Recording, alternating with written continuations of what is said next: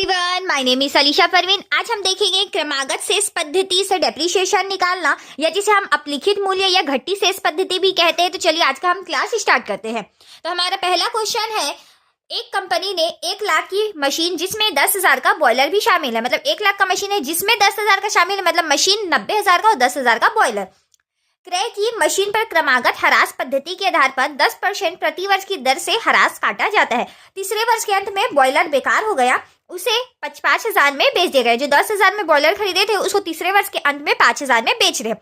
तो चलिए हम इसका सॉल्यूशन देखते हैं। तो हम यहाँ पे मशीन खाता बनाने बोला है, देख सकते हैं आप कंपनी की पुस्तकों में 3 वर्ष का मशीन खाता बनाना है। तो हमने यहाँ पे मशीनरी अकाउंट बनाया है, और मशीनरी अकाउंट जब हम मशीन या बॉयलर खरीदते हैं तो हम एंट्री क्या करेंगे, तो हमारा मशीन और बॉयलर संपत्ति है तो वो डेबिट हो जाएगा, और हमारा यहाँ पे कैश अकाउंट क्रेडिट हो जाएगा। तो हम मशीन के अकाउंट के डेबिट साइड में आए हैं, और यहाँ पे हमने लिख दिया है टू कैश अकाउंट। यहाँ पे हमने बॉयलर का अमाउंट अलग रख दिया और मशीन का अमाउंट अलग रख दिया है, तो दोनों मिला के हो गया 1 लाख रुपए। अब यहाँ पे हमारा साल भर ये यूज हुआ है, यहाँ पे डेट नहीं बोला है, तो हम ये मान के चल रहे हैं कि साल के शुरू में खरीदा गया और ये साल के एंड में। तो यहाँ पे हमने 10,000 का 10% निकाला तो हमारा आया है 1,000, और 90,000 का 10% निकाला है हमने तो आया है हमारा 9,000। तो डेप्रिसिएशन इस ईयर का कितना हो गया, टोटल 10,000 रुपए।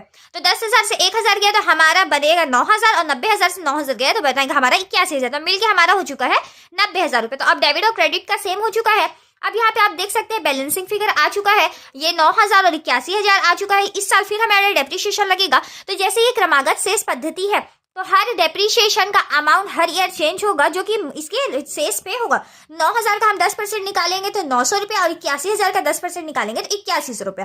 तो इस ईयर का डेप्रिसिएशन कितना हो गया, 9,000 रुपये। अब हम इसमें बैलेंसिंग फिगर निकालेंगे तो 9,000 से 900 गया तो हमारा बन जाएगा 8100, और 81,000 से हमारा 8100 गया तो बनाएगा हमारा 72,900। दोनों का प्लस अमाउंट 81,000, जो कि तीसरे ईयर ट्रांसफर हो जाएगा।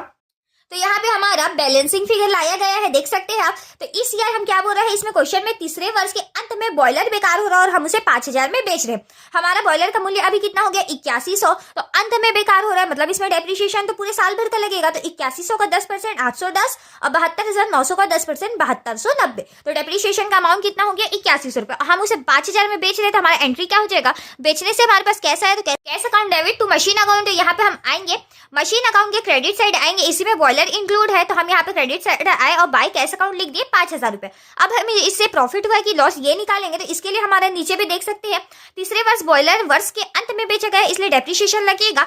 बॉयलर पर हानि कैसे हुआ, तो 8100 का हो चुका था, उसका वैल्यू 810 हमारा डेप्रिसिएशन का अमाउंट था। तो हमारा अब कितना बच रहा है तीसरे वर्ष में, 7,290, जिसे हम 5,000 में बेच रहे हैं। तो 7,290 का बॉयलर हम जब 5,000 में बेच रहे हैं तो हमारा लॉस कितना का